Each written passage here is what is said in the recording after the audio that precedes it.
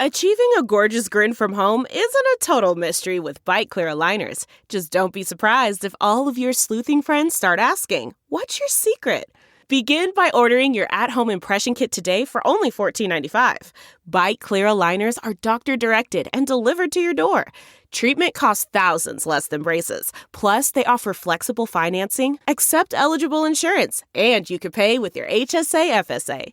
Get 80% off your impression kit when you use code WONDERY at Byte.com. That's BYTE.com. Start your confidence journey today with Byte.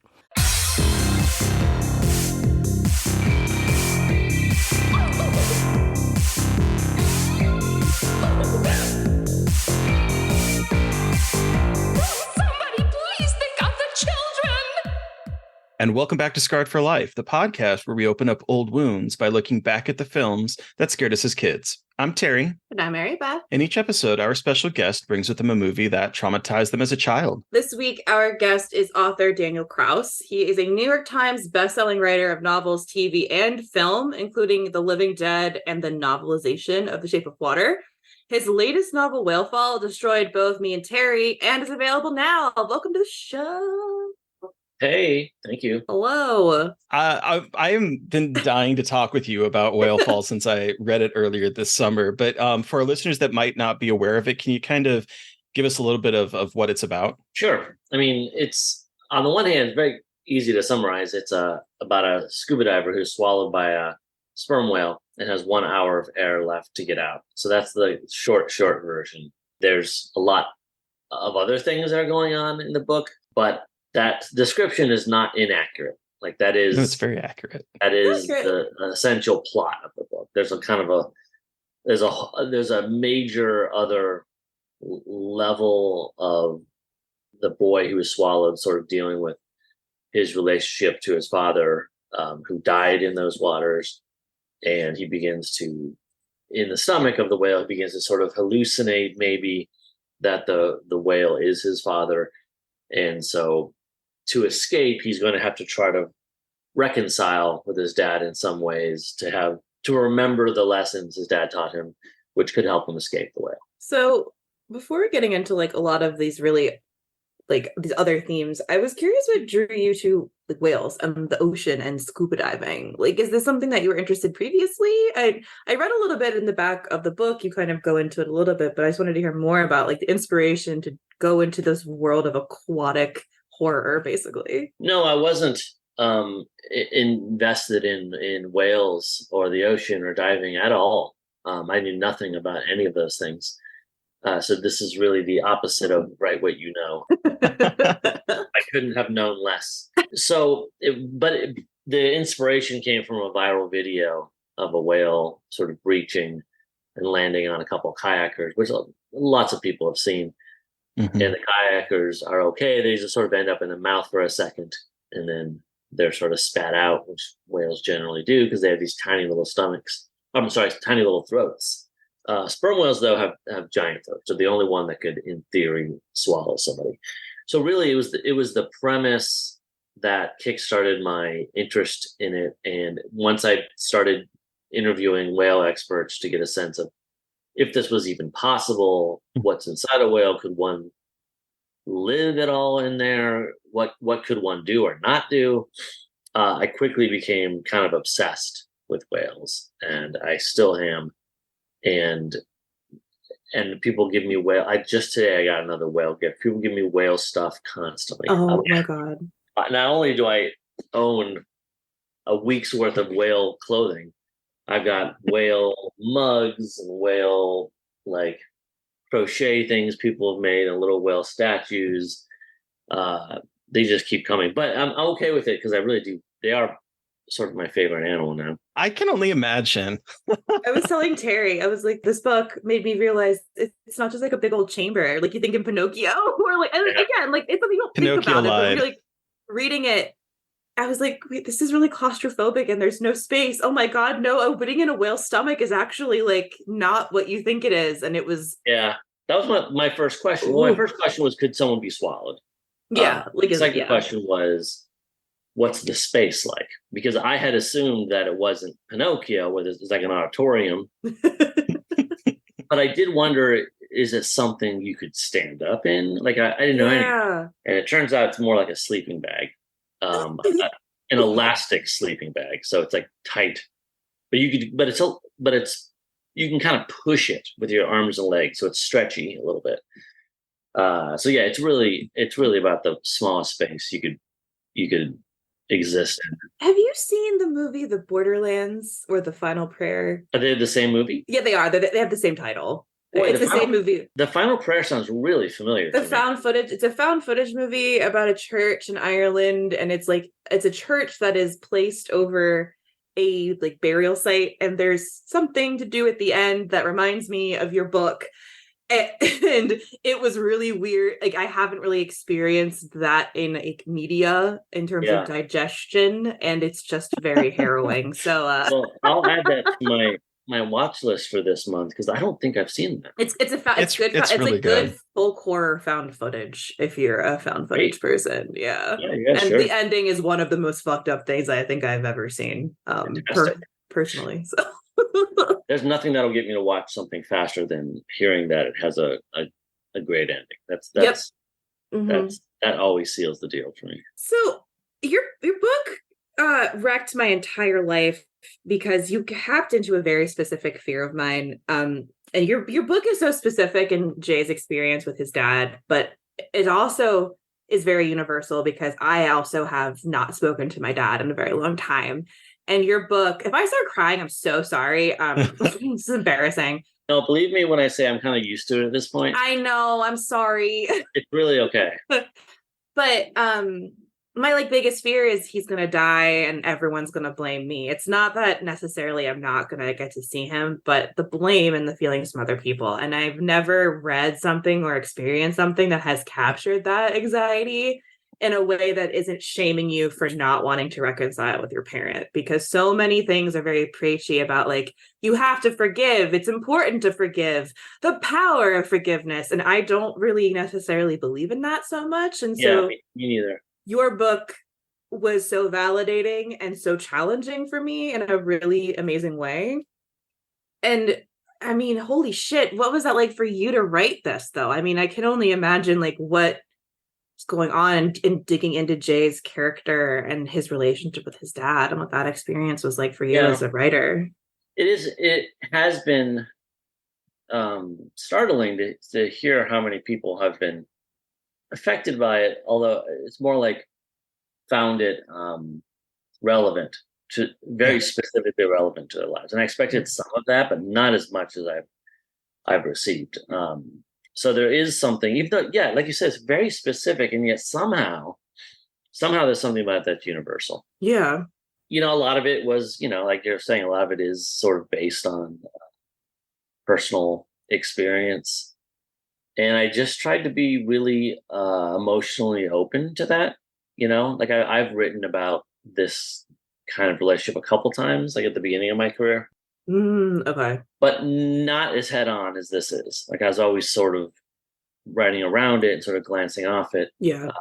This was something where I just decided I liked the premise so much, and I felt like the premise was so powerful, just inherently powerful, that I wanted a relationship that felt as inherently powerful. And to me, I didn't want to overthink it.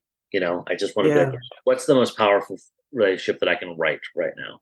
And I hadn't written about sort of a father-son thing in 18 books or something. It'd been a long time. Okay. So I'm just older now, and maybe wiser, and just maybe a better writer, and can just I just felt ready to tackle it and just cut right through the center of it. Well, that was the thing.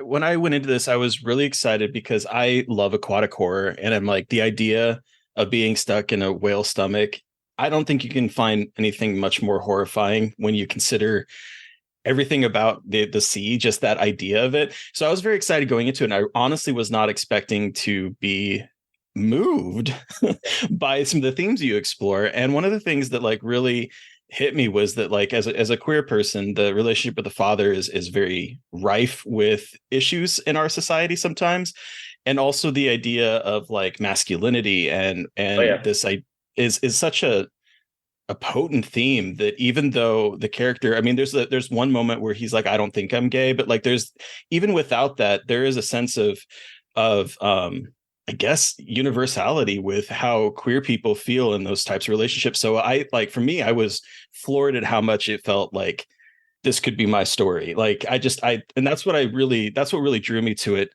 after I got past the fact that, oh, this is gonna be awesome because this is an aquatic horror book. Yeah, I appreciate that. A lot of it is really about masculinity, like what Jay always feels not like enough of a man to suit his father, who's sort of just like my dad was, sort of a old school hunting, fishing, harvester of other creatures, in other words. That can be done in a way, and I think my dad and Mitt both do this, can be done in a way that's really sort of ecologically sound. So that's not the issue with it. The issue is that it involves a sort of rite of violence that is not for everyone. And Jay's not willing, for whatever personal convictions he has, or just his personality, just doesn't want to be part of that cycle where he's expected to sort of become the next in line of this kind of man. So that was very easy for me to dig into. Like, I didn't have to explore very deep for that. But yeah, I mean, I love your read of it, and the line you point out about him sort of like saying, I don't think I'm gay or whatever, is very intentional. You know, I want Jay, he's fighting to define himself in opposition to his dad. Like, he doesn't know what he wants to be, but he knows it's not that. And that's kind of what he's building away from. And I also like that Jay's a 17-year-old boy. Yeah. And and I was just curious about choosing his age and having him be on the edge. And I love how he is like on the edge of manhood, whatever we want to call that, like legally becoming an adult, and kind of just curious why you chose that age for him. Well, there's sort of two reasons. The first one will surprise you. It really had to do with the mechanics of a whale. Oh. When I was first talking to the very first of my whale experts that I interviewed, the one who told me that, someone could be swallowed by a sperm whale, he said it would have to be a really big sperm whale and a pretty small person. So immediately I thought, well, this probably isn't going to be, at the very least, a large man. Yeah. Right. Be someone smaller, not a child, because a child wouldn't be out diving like that. So the most obvious thing was it's a teenager. And then the second thing was really what we were talking about before. I just wanted to pair the powerful premise with something I felt strongly about. And so I put the two together, and it's like, well, it's going to be a teenage boy. So part of it was really just practicality of who can fit down the throat, you know? What a wild thing to consider. Like, all right, the mechanic, because I mean, I can only imagine, have people been like kind of bothering you about the actual mechanics of whales and trying to like scientifically disprove anything in the book to you? I mean, I keep waiting for it. Okay. That's good. Because I was reading the back, and you were just like, to anyone who wants to complain, I took some liberties here. I'm not a scientist. And well, I mean, in my own defense, I just to be very clear, I didn't take any liberties.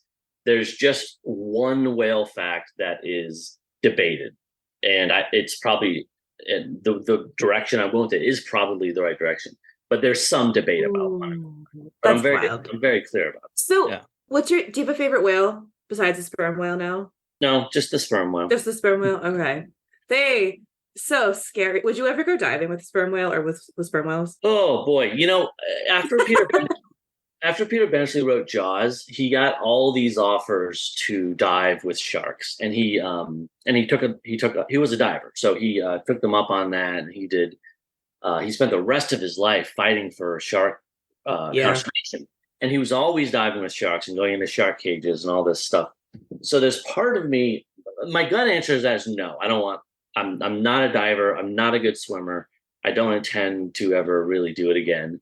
But there's part of me that wonders, like, if National Geographic contacted me and they're like, your book, we love your book, it's so important, blah blah blah. Blew a lot of smoke on my butt. We got to get you in the water with the whale. I would think about it. I would think about it partially because of how much my great respect for Peter Benchley and his wife Wendy, who really devoted their lives to such a thing, and they really were able to bring awareness to it because of who they were. So if I was ever in a position to be able to do something good by it, then I would consider it. Just me alone, I don't think so. I'm just not good in the water. Yeah, that's fair. The water scares me. To be perfectly honest. Yeah. All right. So before we do talk about the movie that you brought, let's take it back to being a kid. How did you get introduced to the horror genre? My mom, she was a big fan of Night of the Living Dead and Twilight Zone. Okay. These were two things that were on TV all the time. So, back in the early days where you just watched what was on. And so I saw Twilight Zone every week. And this is starting when I was like 5 or 6 years old. And Night of the Living Dead all the time. It was always on multiple times a year. And she just loved horror, and she really enjoyed those two things. Like, she wasn't sitting there like moaning in terror. She was laughing and having a good time. And so I think it made it sort of a safe space where I got to enjoy it. And then as I got older, I, like a lot of us kept kind of pushing the limit. So this would have been very classic sort of 80s VHS video store stuff where I lived in a small Iowa town, and there was one video store for most of my youth, small little place. And in the back on this little cubby, they had the horror section. And I feel like a lot of my life was created in that little 5-foot space, where they just had maybe 3 cabinets of horror stuff, but it was like things were back then. It was just completely random selections of weird crap.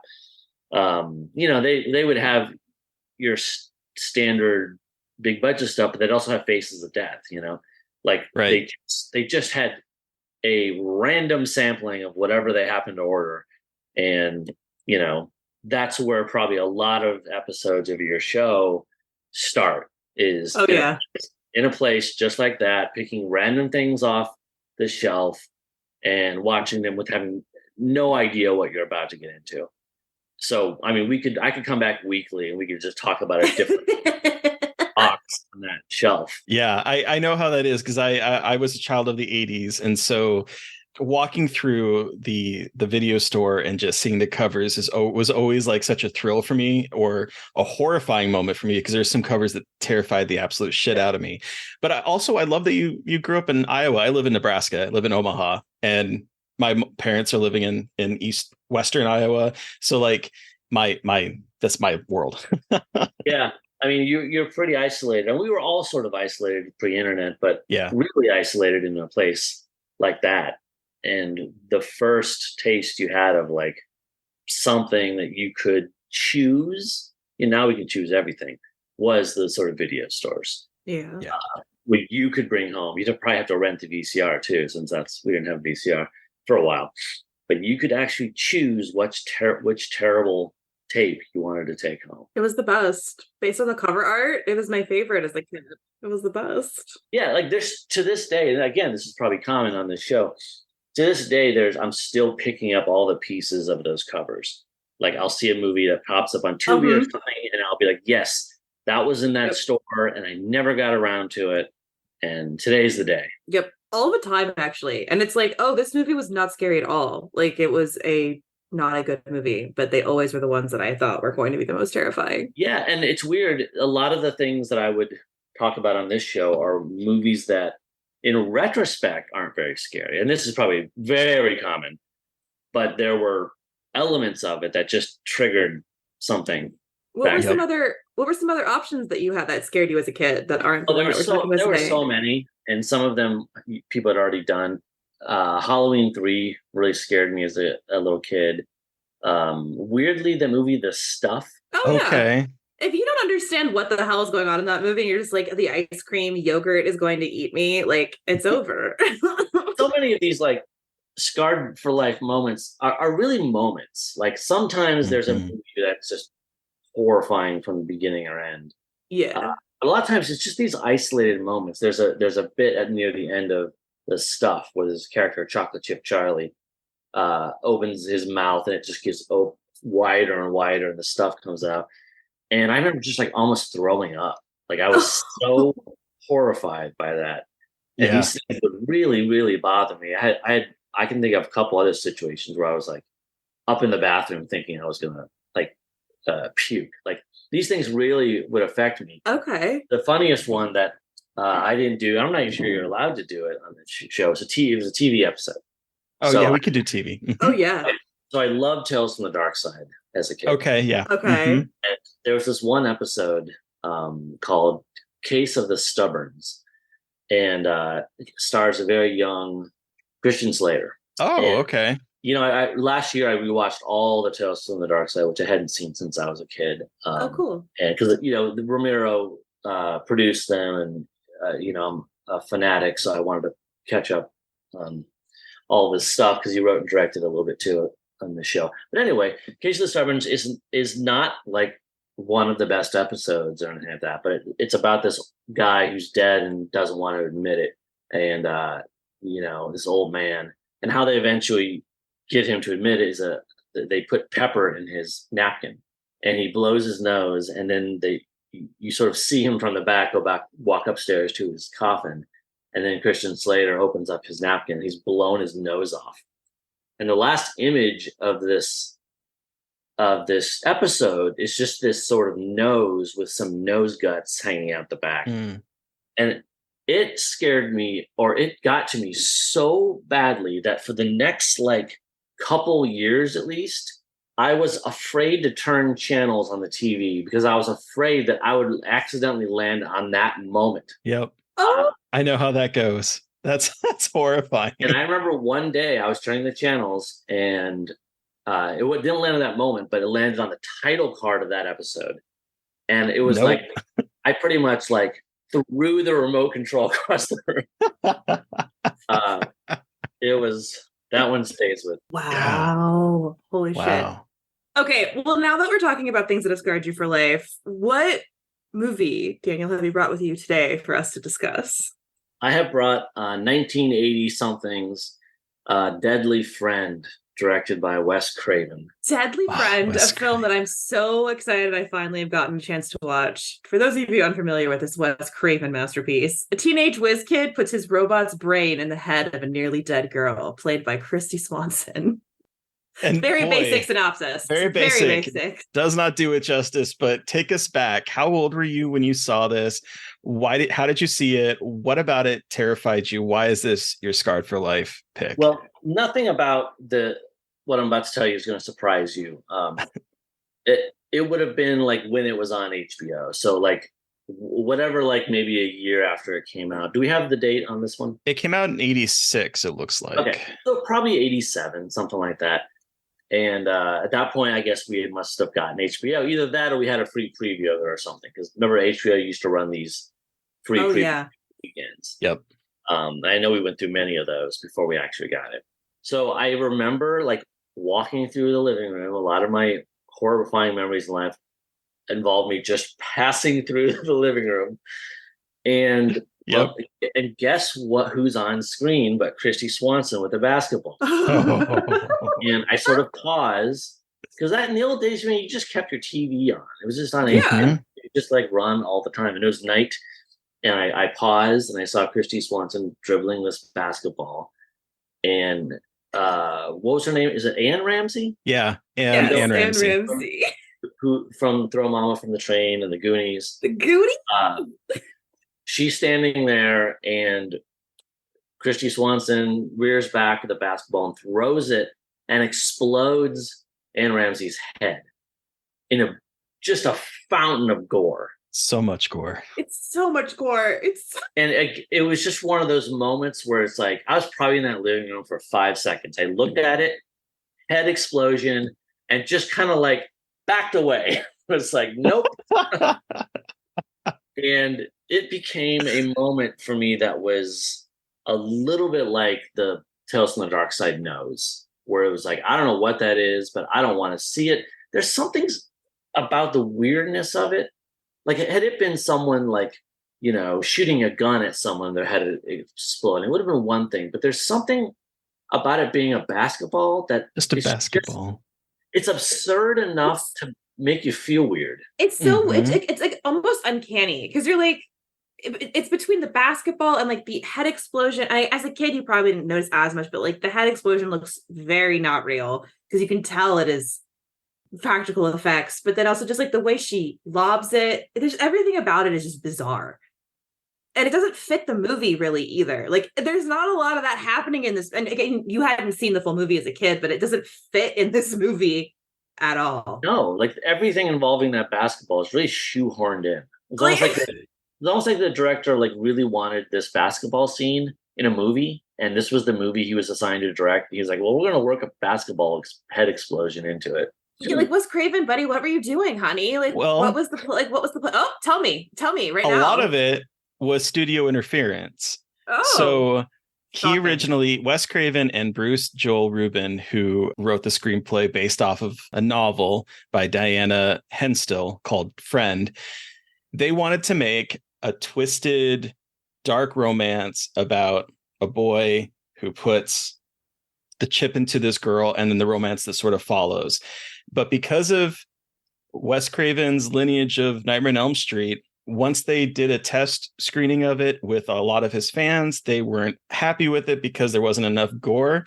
And so the producer said, you got to add more gore. Wes Craven and Bruce did not want to, but they were kind of forced to do some reshoots and insert more of these horrific scenes into the movie because he just wanted to tell a PG story, which would have been before, I think this would have been before PG-13 even existed, but he wanted to make like a PG movie that was basically a dark romance with some thriller aspects to get away from being shoehorned as a horror director.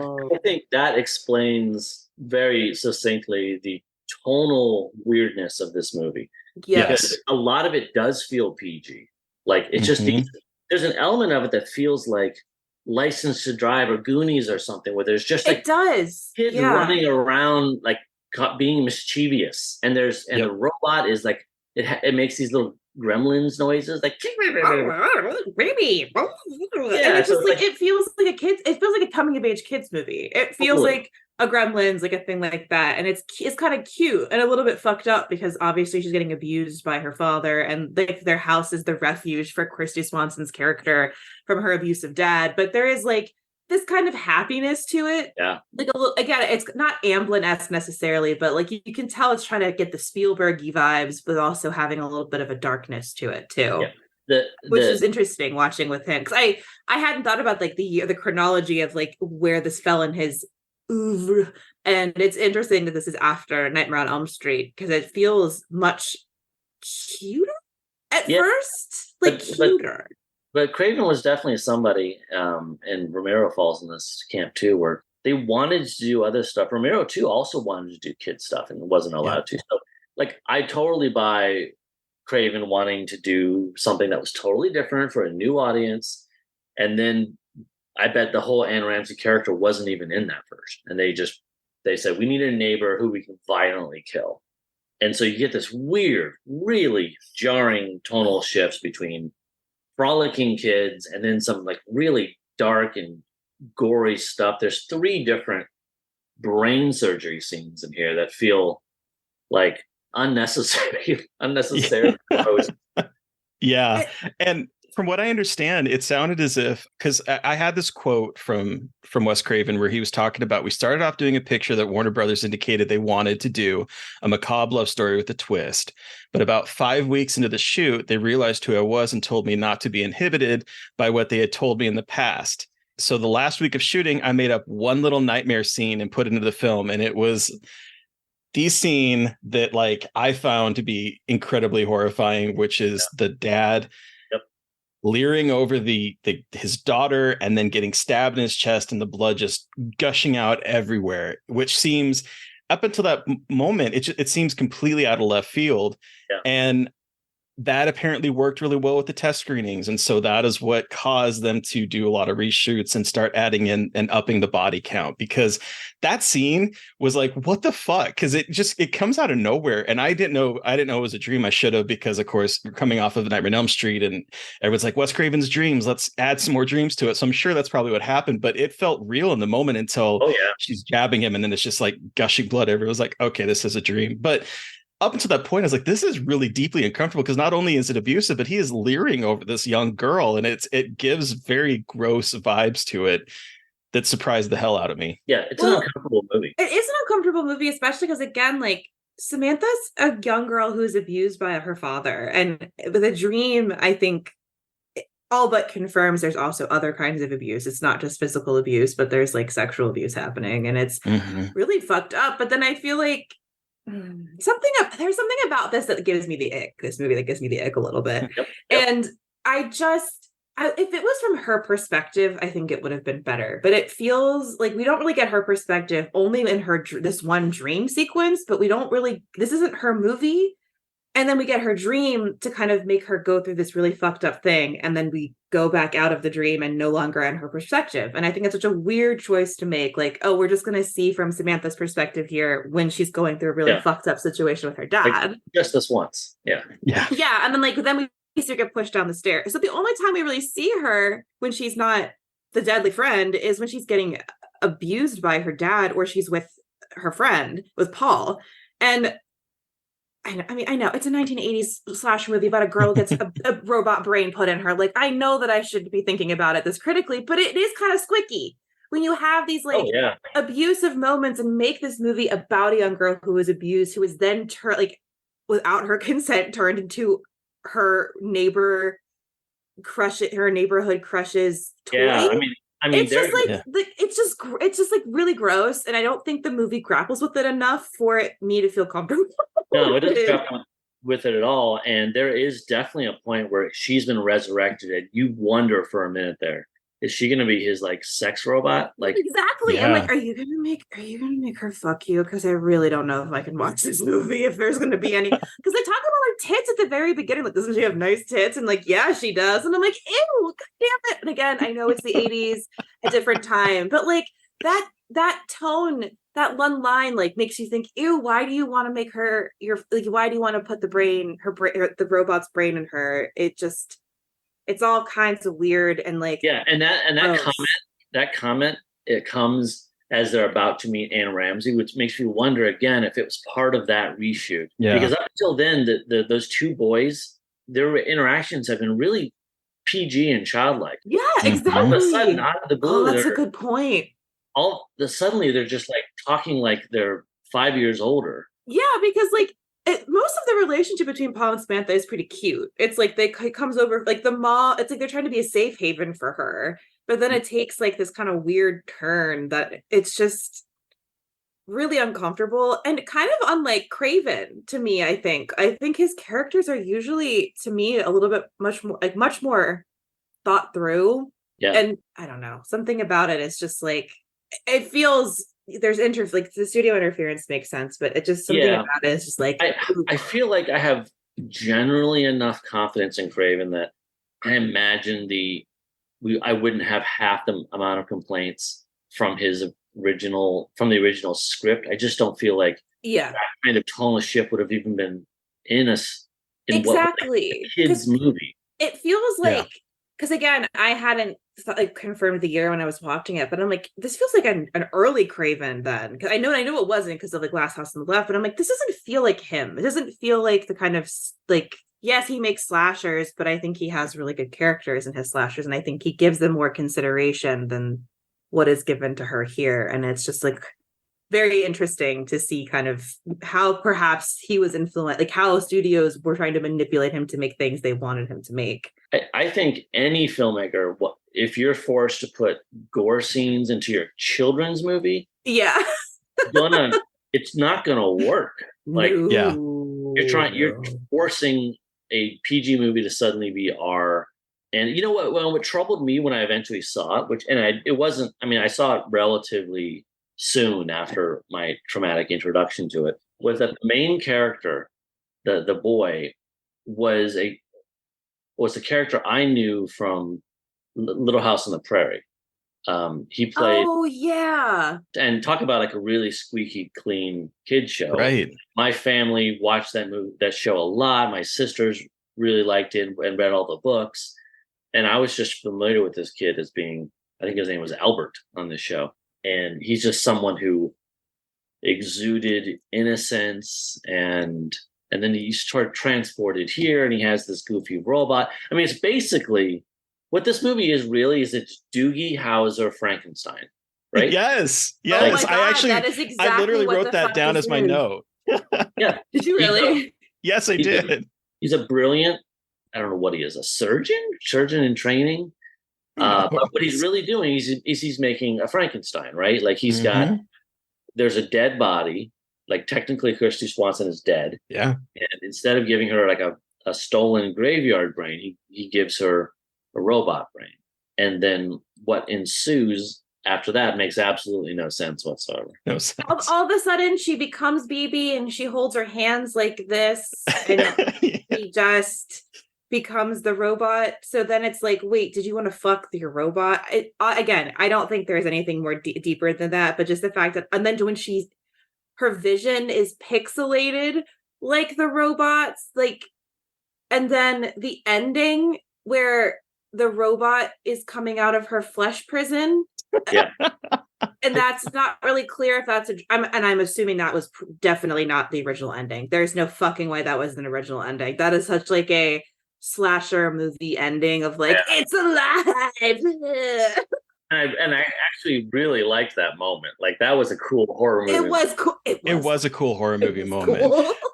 And apparently a 1990 interview with Fangoria, Bruce Joel Rubin said about the ending and why it stayed in the film, that robot coming out of the girl's head belongs solely to Mark Canton. And you don't tell the president of Warner Brothers this idea stinks. Mm-hmm. Okay. And so that's how that kind of got added to the movie. But I will say that is it's quite an ending. It definitely will linger in your head, because I was like, wow, this is in a movie that keeps taking turns. This is quite a turn. And I wanted to know if it was like a joke ending, like it was a nightmare type of thing, but it doesn't even end on that. It ends on his hearing his neck snap, and it's the end. And I'm like, okay, so it feels like a nightmare, but is it real? Like it's such a weird, bizarre ending, but boy, does it linger. Yeah. To go back to the robot brain for a second, just to sort of clear the air here. Like what was I clearly at some point, like she was going to have the robot brain. And when they got to shooting that scene of her now with the robot brain, they suddenly had to deal with, well, what is a human being with a robot brain? What do they act like? And they never came up with a better answer than she walks like she's doing the robot, like a robot dance. You know? Like like, why would you hold your arms out stiff? Why would you have pixelated vision if you still have flesh and blood eyes? Why would you suddenly be super strong? Your body is just a human corpse body. Why are you suddenly jumping over walls and like throwing people across the house? Like none of this makes any sense. Flying out of the attic. Lack of control of the vocal cords, and only speaks like BB, and then she can. It's just like the opposite of all like cyborg movies I feel like we see. It is just like, so what, like you just put a chip in her head and it just worked out that way.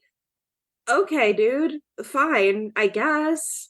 And I don't see why he even kept her alive, because she's just the robot.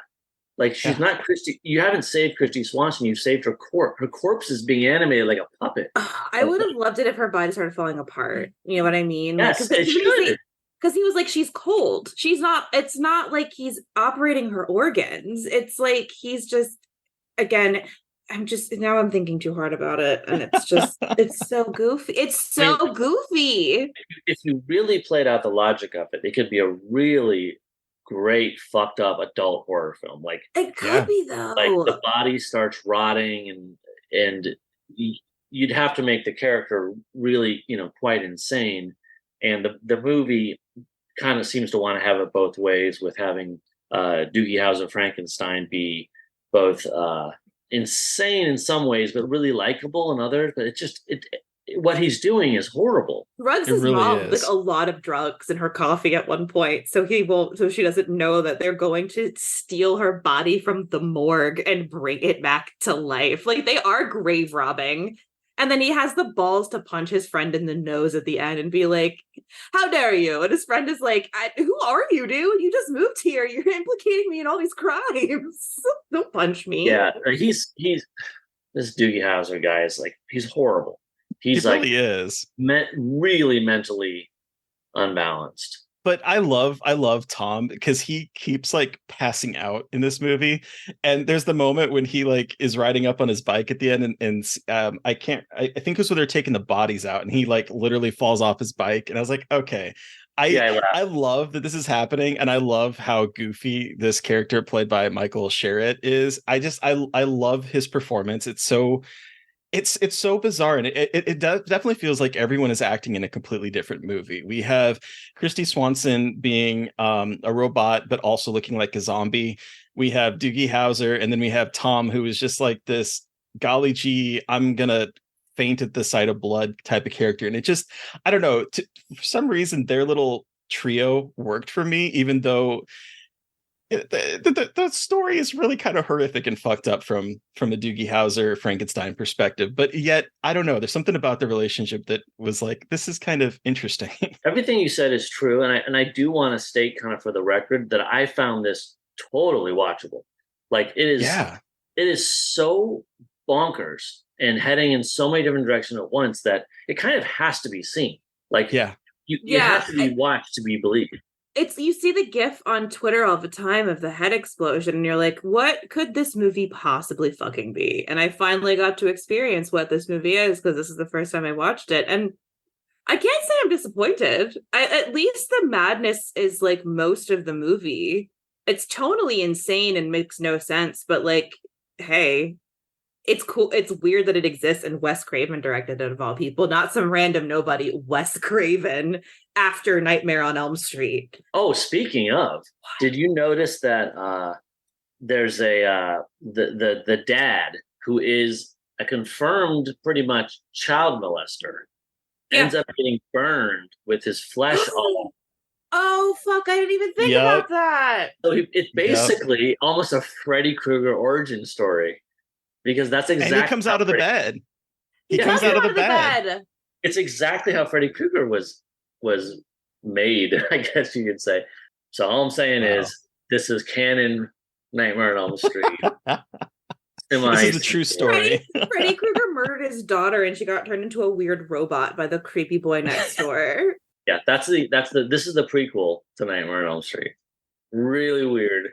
All right, everybody. I want to direct a requel where it is combining Deadly Friend and Nightmare on Elm Street to make this canon. We are doing it. It is happening. I cannot wait.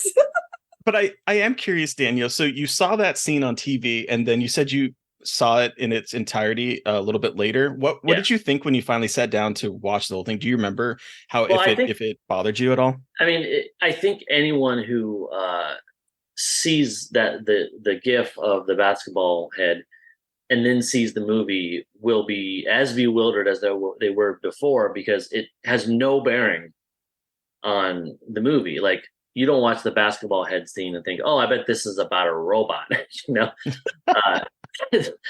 But around this time, I was a really big Nightmare on Elm Street fan. So I really got in around the time of Dream Warriors. I feel like I might have been in like 5th grade or somewhere in that neighborhood. And I became really fanatical about Freddy Krueger. And so I can't confirm this, but maybe saw that it was a Wes Craven movie. How much I was aware of directors and their catalog, I'm not really sure. But either I watched it because it was a Wes Craven movie, or I watched it because I did have a tendency to purposely watch things that I knew would scare me. And sometimes it would backfire terribly, and I'd be dry heaving after this stuff. So I watched it, and it was a long time ago. So I'm stretching a little bit, but I'm sure I was very puzzled by it, and probably back then less aware of how tonally totally weird and kind of unique it was, and more just like people of the time, which were probably just sort of disappointed in it, kind of what you wanted It from your didn't do well. slashers.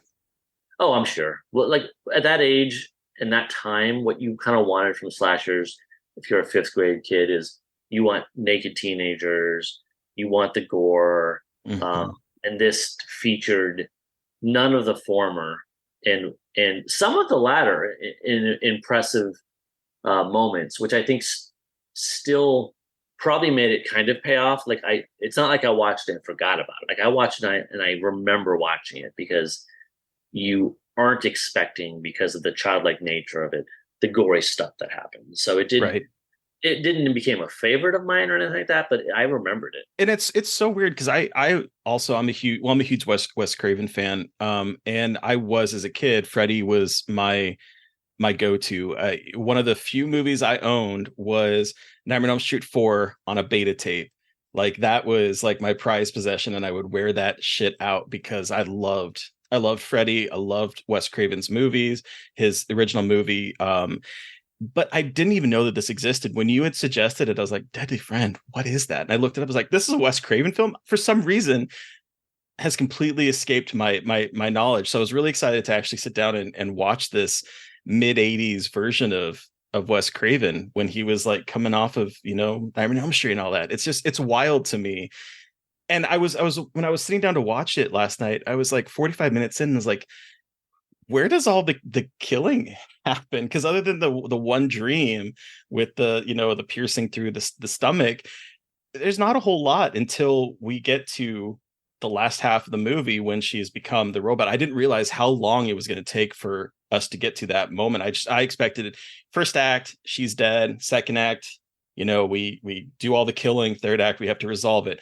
But it's like the midpoint of the movie almost is where she finally gets transformed into a robot. And I was like, this is fascinating from a structural perspective, because then it does literally turn into a slasher. And that's when I was like, what happened with this movie? And I had to go down the rabbit hole. But what a wild time. The wild experience. And we did it together. Goes from madcap shenanigans to madcap shenanigans. Like sex robot death march. Honestly, I would watch a movie called Sex Robot Death March. Yeah, it sounds pretty. That sounds great. Badass. Honestly, I'm fucked up enough that I would watch like an adult version of this where like a Frankenstein type guy makes a fuck doll and it's like falling apart and he's trying to figure. Terry, shut up! I would watch that. I would make that movie. Are you fucking kidding me? Maybe I'll make it. Like honestly, that sounds good. Like I really like those kind of absurd scenarios that have some real viscerality to them. Like I would seriously read or watch that. Like that sounds like there's something there. I want to see Poor Things, which is the Yorgos Lanthimos Frankenstein, which might be, I don't know if it's the exact same, but it's horny Frankenstein with Emma Stone as the monster. Right. So anyway, do we want to wrap this up and give this our rating out of 5? That sounds good. All right, Terry, we're all going to give the rating. We're all going to. Yep. You're last. You get the final word. Good, because I need to get a sense of how this goes. Yeah. All right, so Terry, you're up first. How many dramatically exploding heads out of 5 do you give Deadly Friend? One of my favorite things about that moment, though, is the fact that, yes, I've seen the GIF of the head exploding, but then the body is moving around like a chicken without its head for a good 5 seconds. And I was like, wow. That's worse. Yeah, because I was waiting for the head. To explode because I'd seen the GIF, and then I was like, whoa, this thing just continues. And watching this made me realize that not only was Anne Ramsey born in Omaha, Nebraska, but she is interred here in the cemetery in Omaha, Nebraska. Oh my God, and I'm like, pay her a visit. That's wild. You should do is dig her up, put a robot brain in her. She's back. And I have Mama Fratelli as a robot. Oh my God. I love that. Please. But I did not know what to expect with this movie. It definitely gave me whiplash at the tones, but I have to say that it is, as you said, Daniel, it is eminently watchable and it's bonkers. And I had a good time with it. I think I enjoyed the last half surprisingly more than the first half. But what a wild movie.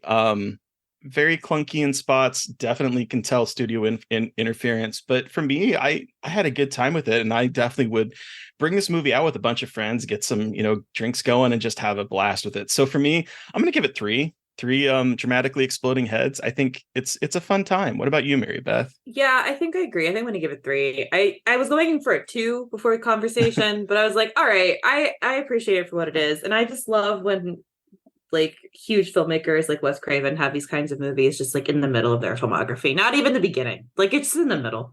And I love that. We all can make weird shit and that's okay. And I just, sometimes you need to, as a creative, know that sometimes you make weird shit and it might not be the best thing you've ever made, but you still made it and you made something after it. So your career isn't over. That's a weird mind space I'm in right now. Anyway, but yeah, that's the 3 dramatically exploding heads for a Deadly Friend for me. But then Daniel, you have the final word. How many exploding heads out of 5? I'm gonna rate this not based on sort of, Academy of Motion Pictures quality, but just sort of based on what if I owned this, would I watch it again? And it's a resounding yes. Yeah. I think I had an absolute ball with this, and I'm a sucker for things that are tonally off. And usually you get those from filmmakers who don't know what they're doing. Yeah. And there's an inherent sort of forgiveness you give to that because they're new at it. And sometimes when you don't know what you're doing, you make fascinating missteps that reveal something sort of new. This is not that, but the end product is similar. And squickiness aside, I kind of love it. And so I'm going to give it 4 dramatically exploding heads. Hell yeah. Well, thank you so much, Daniel, for joining us and getting me to watch this movie. Where can our listeners find you online? And the floor is yours to plug away. Well, danielkraus.com is my internet online website. And that kind of has, I just like to send people there because I don't know what's going to happen with any other social media. Who knows? So go there and it'll send you off to other places if those places still exist. And I don't have anything else to plug. Just Whalefall. I don't have another adult novel until next fall, so we'll just play it close to the chest until then. Wait, are they also congrats on it getting? Are they making into a movie? Yeah, that's supposed to happen. Hell yeah! Congrats. That's going to give me exciting. nightmares. I can't wait. Listeners, you heard from us. We want to hear from you. What was your experience with Wes Craven's Deadly Friend? Send us an email at scarredforlifepodcast@gmail.com or reach out to us on social media. I am at MB McAndrews on Twitter and Blue Sky, and I'm at MB.McAndrews on Instagram. And I'm at Gaily Dreadful everywhere. And of course, don't forget to follow the podcast everywhere. You can follow us on Twitter and Blue Sky at Scarred Podcast, and then on Instagram at Scarred for Life Podcast. And please don't forget to review, rate, and subscribe. And if you want to help support us, we do have a Patreon. Thank you to Eric Power for our artwork. Thank you to Sean Keller for our music. Thank you, everyone, for listening. Please stay safe out there, but most importantly, stay creepy. And until next time.